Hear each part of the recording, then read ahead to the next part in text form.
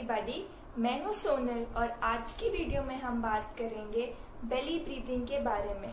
Belly breathing is one of the most reputed और बहुत ही useful breathing है जिसे ऑलमोस्ट हर स्टैमरर यूज करता है और कोस्टल ब्रीदिंग की तरह ही इसकी भी बहुत ज्यादा सक्सेस रेट है।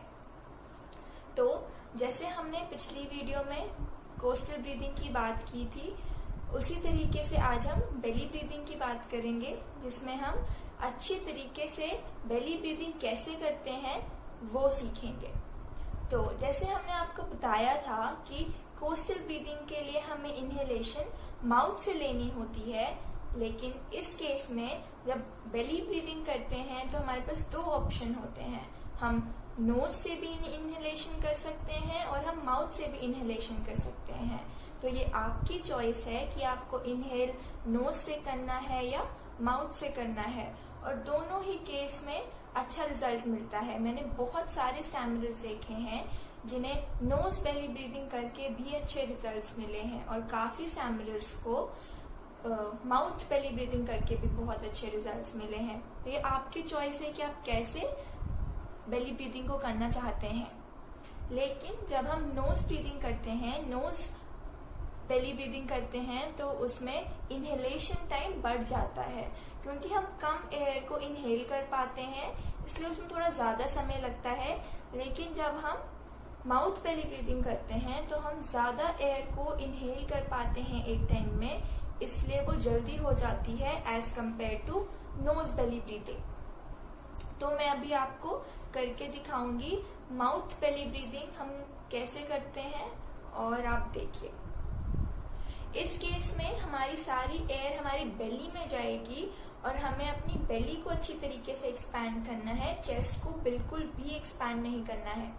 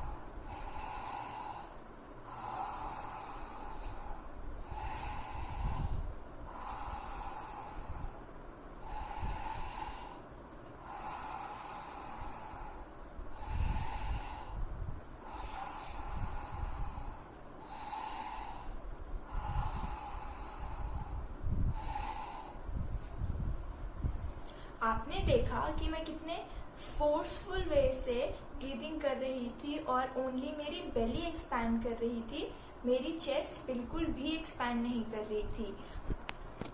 आपको इस केस में अपना हाथ अपनी बेली के ऊपर रखना है ताकि आप फील कर सको कि जब आप इनहेल कर रहे हो तो आपकी बेली कैसे एक्सपैंड कर रही है।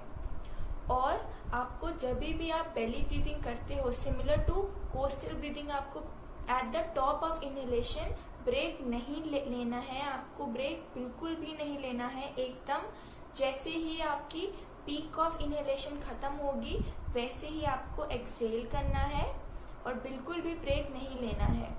आपको अच्छे से इस टेक्निक को अप्लाई करना है और बहुत अच्छा रिजल्ट मिलता है।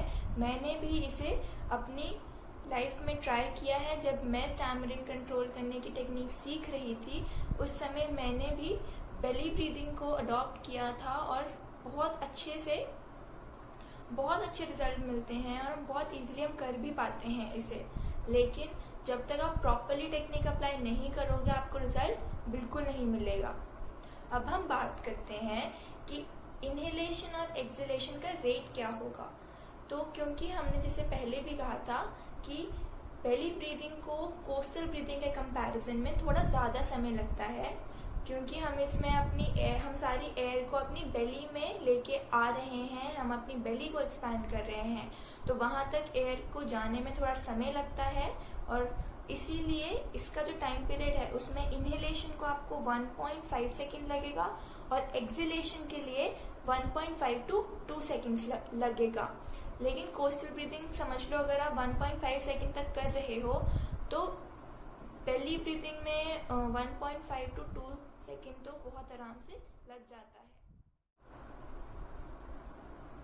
कोस्टल ब्रीदिंग की तरह बेली ब्रीदिंग में भी आपको at the top of inhalation pause नहीं लेना है और पहले आपकी इनहेलेशन की पीक जाएगी, फिर आपको एक्सहेल करना है।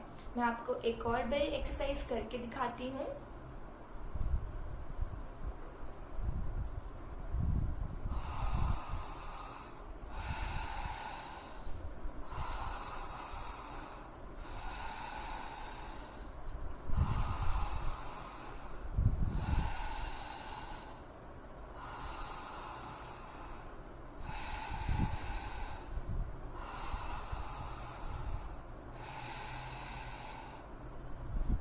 तो आपने देखा कैसे मैंने सारी एयर को अपनी बेली में लिया और फिर अपनी बेली को एक्सपैंड किया और चेस्ट को बिल्कुल भी एक्सपैंड नहीं किया।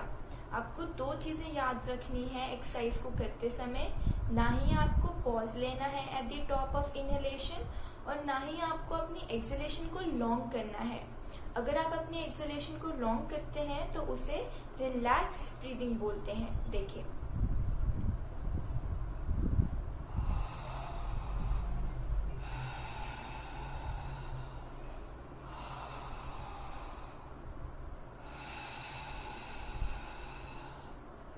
अगर आप ऐसे करोगे जिसमें आपकी एक्सहेलेशन का रेट बहुत ज्यादा होगा, जिसमें आपकी एक्सहेलेशन की टाइमिंग बहुत ज्यादा होगी, तो उस केस में आप रिलैक्स ब्रीदिंग कर रहे हो, जहां पे आप अपनी बॉडी की थकान दूर कर रहे हो, ना कि टेक्निक अप्लाई कर रहे हो, और ऐसे आपको रिजल्ट नहीं मिलेगा। 85% केस में ऐसा ही होता है, या तो लोग शॉर्ट ब्रीदिंग करते हैं जिसमें वो अच्छे से बेली को एक्सपैंड ही नहीं करते, या तो वो रिलैक्स ब्रीदिंग करते हैं जिसकी वजह से उन्हें रिजल्ट ही नहीं मिल पाते। तो आपको प्रॉपर टेक्निक अप्लाई करनी है, प्रॉपर ब्रीदिंग करनी है। आप इसे भी 20 to 30 डेज तक प्रैक्टिस करोगे तो आपको ऑटोमेटिकली इसमें फ्लो आ जाएगा और आप फोर्सफुली ब्रीदिंग कर पाओगे और आपको रिजल्ट मिलने लग जाएंगे। आपको फील होने लग जाएगा, आप कंट्रोल करने लग गए हो अपनी ब्रीदिंग को भी, स्टैमरिंग को भी। और इस केस में भी आपको अपनी डाइट को स्ट्रांग रखना है, बॉडी स्ट्रेच एक्सरसाइजेस करनी है और साथ ही साथ रोज प्रैक्टिस करते रहना है।